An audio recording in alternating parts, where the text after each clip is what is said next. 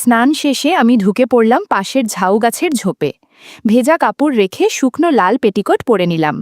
চুল ভিজে ছিল, গামছা দিয়ে মুছছিলাম। হঠাৎ পেছনে শব্দ পেলাম।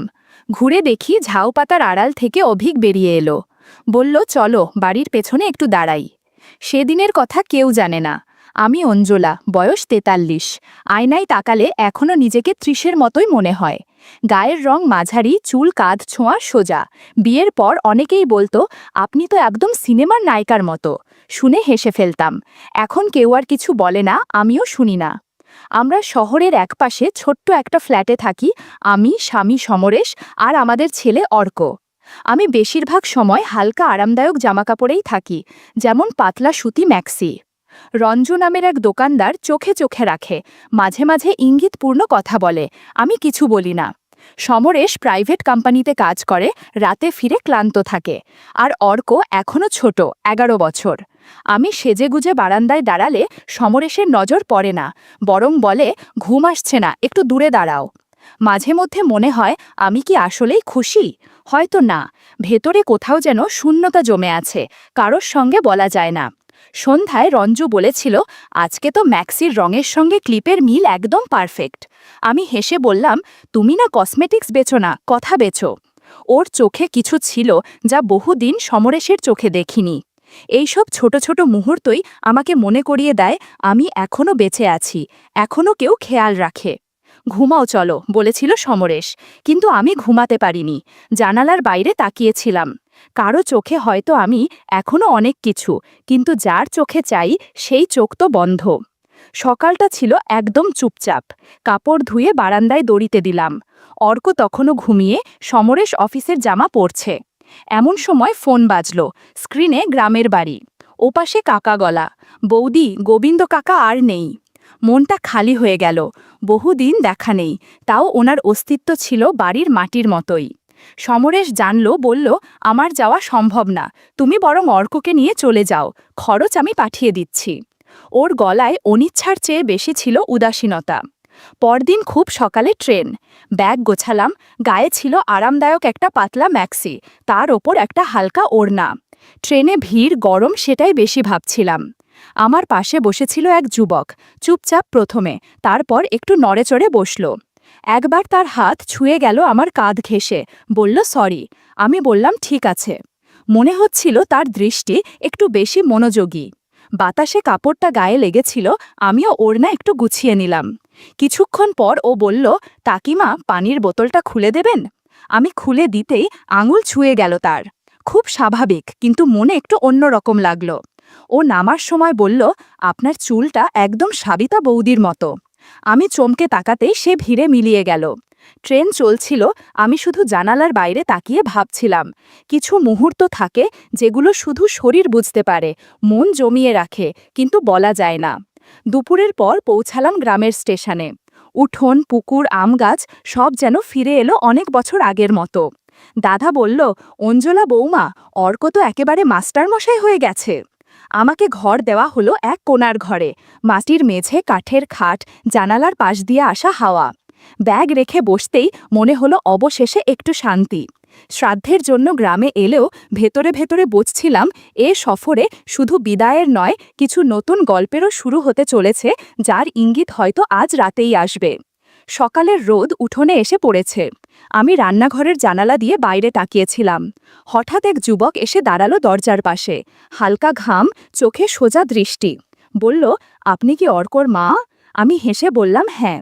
সে চোখ সরালো না, বরং দৃষ্টি যেন একটু বেশি সময় আটকে রইল আমার মুখে। বলল, আমি অভিক, দাদুর বাড়ি এসেছি। আমি মাথা নাড়িয়ে ভেতরে চলে আসলাম। কিন্তু একটা অনুভব রয়ে গেল, ওর দৃষ্টিতে শুধুই দেখা ছিল না, যেন কিছু বুঝে নেওয়ার চেষ্টা। দুপুরে খাওয়ার পর শরীরটা ক্লান্ত হয়ে পড়েছিল। আমি পাতলা ব্লাউজ আর পেটিকট নিয়ে পেছনের বাথরুমে গেলাম। ওদিকেই পুকুর, আর চালার ওপরে কিছু ভেন্টিলেটর। স্নানের সময় ভেজা কাপড় গায়ে লেগেছিল, একটু অস্বস্তি হচ্ছিল। আলো ছায়ায় চেহারার রেখা ভেদ করে যেন নিজেকেই নতুন করে অনুভব করছিলাম। ওদিকে উঠোনে অর্কসহ কিছু ছেলে খেলছিল। হঠাৎ বলটা চালার ওপর গিয়ে পড়ে। অভিক বলল, আমি নিয়ে আসি। হাসতে হাসতে সে উঠতে লাগলো চালায়।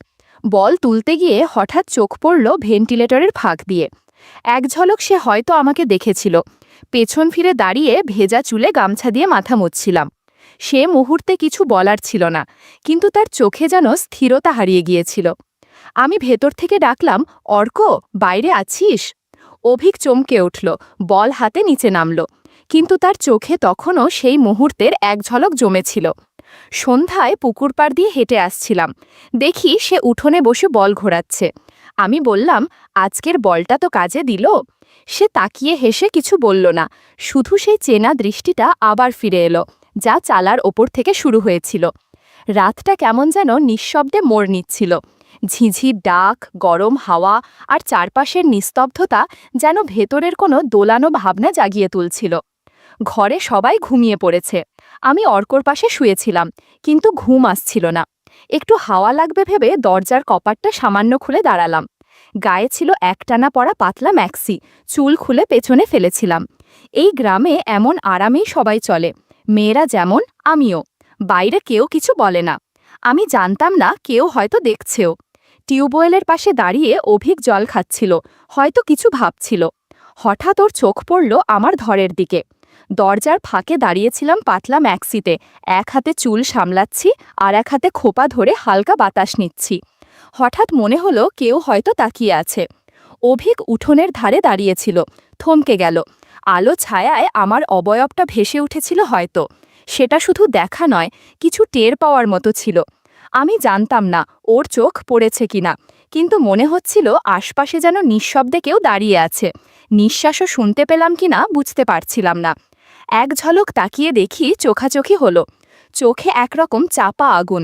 আমি কিছু না বলে ধীরে ধীরে দরজার কপাট টেনে ভেতরে চলে এলাম। মনে হচ্ছিল রাতটা আজ কিছু আলাদা বলছে। সকালে উঠেই রান্নাঘর থেকে হাঁড়ির শব্দ পেলাম, উঠোনে পাতার ধোয়ার গন্ধ। গোবিন্দ কাকার শ্রাদ্ধ, বাড়িতে লোকজনের ভিড়, রান্না, জল তোলা, সব মিলে যেন ছোটখাট আয়োজন। চুল বেঁধে ম্যাক্সিন ওপর একটা শাল জড়িয়ে রান্নাঘরে গেলাম।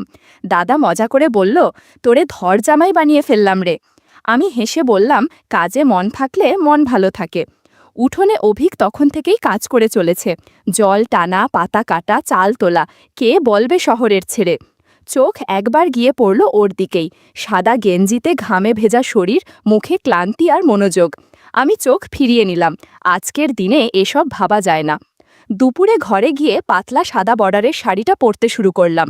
পুরনো হাতাকাটা ব্লাউজ আরামদায়ক, গলায় খোলা। আয়নার সামনে দাঁড়িয়ে আঁচল ঠিক করছিলাম। হঠাৎ জানালার হাওয়া আঁচল সরিয়ে দিল। ঠিক তখন দেখি অভিক জানালার পাশে দাঁড়িয়ে, হয়তো কিছু আনতে এসেছিল। আমার চোখ তার চোখে আটকে গেল। কিছু না বলে আমি আয়নার সামনে কাজল টানলাম। মনে হচ্ছিল এখনও নিজের মধ্যে কিছু আছে, যা বলে না কিন্তু বোঝায়। শ্রাদ্ধের ভিড়ে আত্মীয় স্বজন উঠোনে পাতপাতা হয়েছে। আমি একপাশে বসে খেয়াল করলাম অভিক একেবারে উল্টো দিকে এসে বসেছে। চোখে শান্ত ভাব, কিন্তু তার আড়ালে এক অদ্ভুত দৃষ্টি। একবার চোখাচোখি হলো, তারপর দুজনেই নিচে তাকালাম। আমি পাতে ভাজা তুলে দিচ্ছিলাম। অভিকের থালায় দিতে গিয়ে হালকা করে হাত ছুঁয়ে গেল আমার। ইচ্ছাকৃত না হলেও ছোঁয়াটা যেন কিছু বলছিল। কিছু সেকেন্ড আমরা থেমে থাকলাম, তারপর আমি নিজেই হাত সরিয়ে নিলাম। মনে হচ্ছিল ভেতরে কোথাও অজানা উত্তেজনা জমে আছে, না বলা, না বোঝানো অনুভব। কেউ কিছু টের পেল না, কিন্তু আমরা দুজন জানলাম এই মুহূর্তটা কিছু একটা শুরু হতে পারে। সেই দুপুরটা থেকে রয়ে গেল আমাদের মাঝখানে চোখে চোখ, চুপ করে থাকা আর ভেতরের অনুচ্চারিত আবেগ। শ্রাদ্ধের খাওয়া দাওয়ার পর দুপুরটা যেন এক অদ্ভুত ক্লান্তি নিয়ে শরীরে এসে পড়েছিল। ঘরের ভেতর বাতাস ঢুকছিল না, মনে হচ্ছিল যেন সব কিছু থেমে আছে। দাদা বলল, এই গরমে হাঁস মুরগিও পুকুরে বসে আছে, চল সবাই মিলে নদীতে যাই, স্নান করলে ভালো লাগবে। সবাই রাজি হয়ে জামাকাপড় আর গামছা নিয়ে রওনা দিলাম বাঁশবাগান পেরিয়ে নদীর দিকে। মেয়েরা, পুরুষেরা সবাই জানে কে কি পরে নামবে জালে, যেন নিজস্ব একটা ছন্দ আছে এ গ্রামে। আমি একটু দূরে হাঁটছিলাম, দেখতে পেলাম অভিক নীরবে পেছন পেছন হাঁটছে, চোখে সানগ্লাস, হাতে গামছা আর একটা ছোট ব্যাগ। নদীর পাড়ে পৌঁছেই সবাই ছড়িয়ে পড়ল, মেয়েরা একদিকে, ছেলেরা আরেক দিকে। আমি শাড়ি আর ব্লাউজ গুছিয়ে পেটিকোট পরে জলে নামলাম। নদীর ঠান্ডা জল গায়ে লাগতেই শরীরটা হালকা লাগছিল, কিন্তু মনে হচ্ছিল কোথাও যেন একটা দৃষ্টি আমাকে ছুঁয়ে যাচ্ছে। চোখে চোখ পড়ছিল না, কিন্তু একটা উপস্থিতি টের পাচ্ছিলাম। অভিক একটু দূরেই ছিল, মাঝে মধ্যে সাঁতারের মাঝে বা চুল ভিজিয়ে চোখ তুললেই দেখতাম সে তাকিয়ে আছে, কিন্তু এমনভাবে যেন কেউ কিছু টের না পায়। স্নান শেষে সবাই কাপড় বদলাতে গাছের আড়ালে বা ঝোপের ভেতরে চলে গেল। আমি ঢুকেছিলাম পাশে ঝাউ ক্ষেতের মধ্যে। ঝিরঝিরে হাওয়া আর ছায়ার খেলা। ভেজা কাপড় খুলে শুকনো পেটিকোট জড়াচ্ছিলাম, তখনই হঠাৎ একটা শব্দ শুনে ঘুরে দাঁড়াই। ঝাউ পাতার ফাঁকে দাঁড়িয়ে অভিক, চুপচাপ, চোখে স্পষ্ট কিছু ছিল, মুখে কিছু না বললেও তার দৃষ্টি বলে দিচ্ছিল অনেক কথা। আমরা কয়েক মুহূর্ত চোখাচোখি করেছিলাম। তখনই অভিক বলল, কাকিমা, আপনাকে খুব সুন্দর লাগে। এই কথাটা হাওয়ার মতোই এসে লাগলো মনে। কেউ কোনোদিন এমন করে বলেনি, আর এমন মুহূর্তে বলা কথার রেশ যেন শরীর ছুঁয়ে গেল। আমি কিছু বলিনি, সরে দাঁড়িয়েও যাইনি, কিন্তু জানতাম আমাদের মাঝে কিছু বদলে গেছে, চোখের ভাষায়, অনুভবে। সেই বিকেলটা ঝাউপাতার মধ্যে থেকে আমার মনেও থেকে গেল।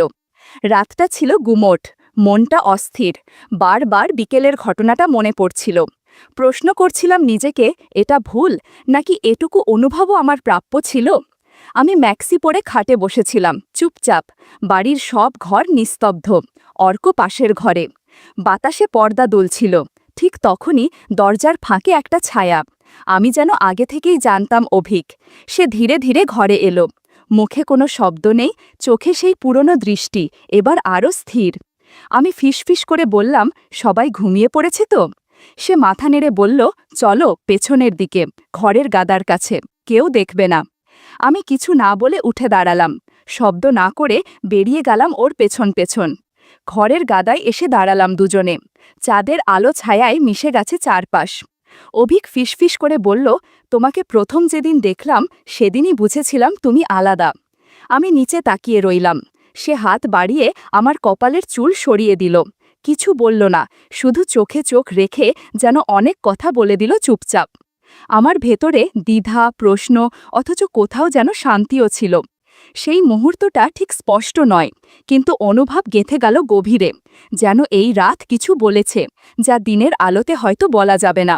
ওঠেনি, সেটা আমি প্রথম দিনেই বুঝে গিয়েছিলাম তোমার চোখে, বলল অভিক। আমি থেমে বললাম, তুমি তো অনেক ছোট। অভিক হালকা হাসল, কাকিমা, অনুভবের কোনো বয়স হয় না। ঘরের গাদার পাশে আমরা বসে পড়লাম। ও পাশে এসে হাত রাখল আমার হাতের কাছে। সেই মুহূর্তে মনে হচ্ছিল এতদিন ধরে যেটা মনের গভীরে রয়ে গিয়েছিল, সেটা কেউ যেন হঠাৎ ছুঁয়ে দেখল, নিঃশর্তে নিঃশর্তে।